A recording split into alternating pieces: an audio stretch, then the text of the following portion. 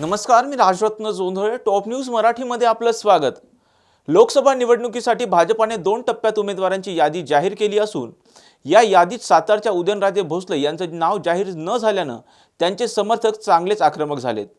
समर्थकांनी आपापल्या पदाचे राजीनामे देण्याचीही तयारी दर्शवली आहे.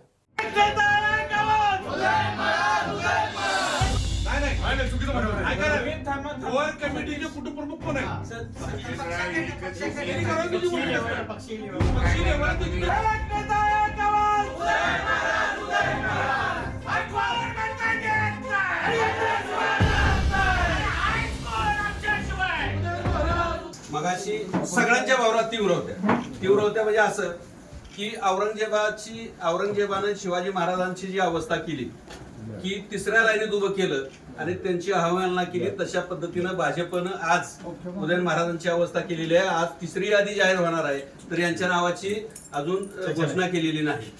अशा पद्धतीच्या अनेक ज्या आमच्या भावना होत्या, ह्या सगळ्या कार्यकर्त्यांच्या भावना आहेत, त्या पद्धतीने सगळ्या व्यक्त केलेल्या आहेत.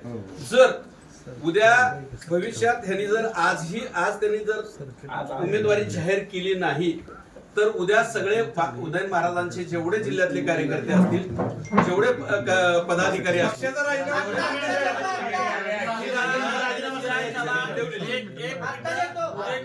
या परिस्थितीवर आता आपण इथं थांबलोय की जिल्ह्यातल्या कुठलाही पदाधिकारी असू तो कुणी असू, उद्याच्याला 10 वाजता त्यांना शिवतीर्थावर यायचंय. राजीनामा फुकट यायचं नाही. त्यांनी महाराजांचे आपण कार्यकर्ते आहोत.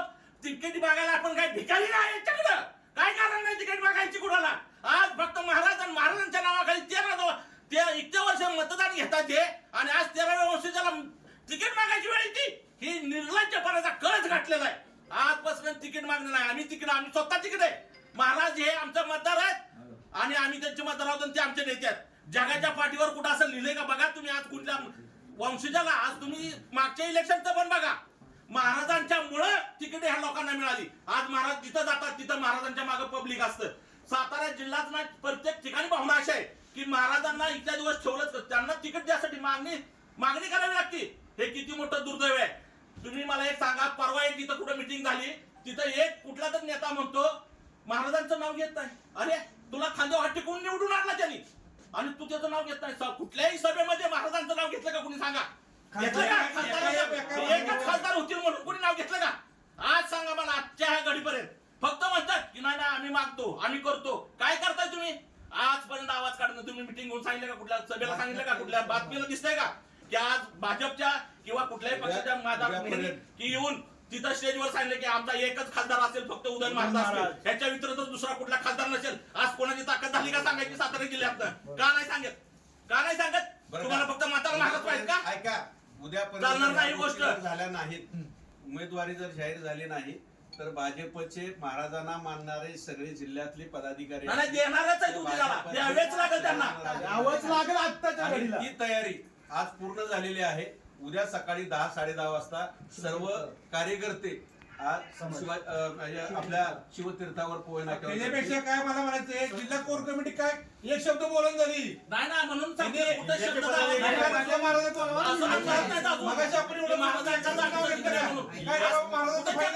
कुठली core committee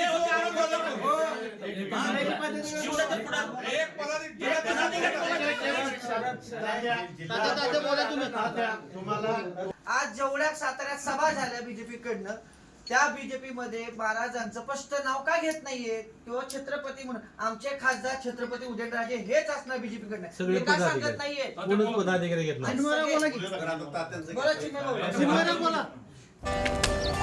Come on guys, hurry up. यार सुन ना, एक ब्रेक ले लेते हैं. Guys, I'm telling you, तुम लोगों को सही से ट्रैकिंग नहीं आता. But that's okay, you can learn. रोज का ढक्कन देना. ये रेड वाला है, सही वाला देना. अबे ढक्कन,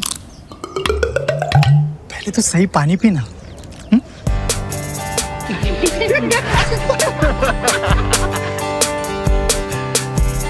Manikchand Oxyrich, proudly Indian.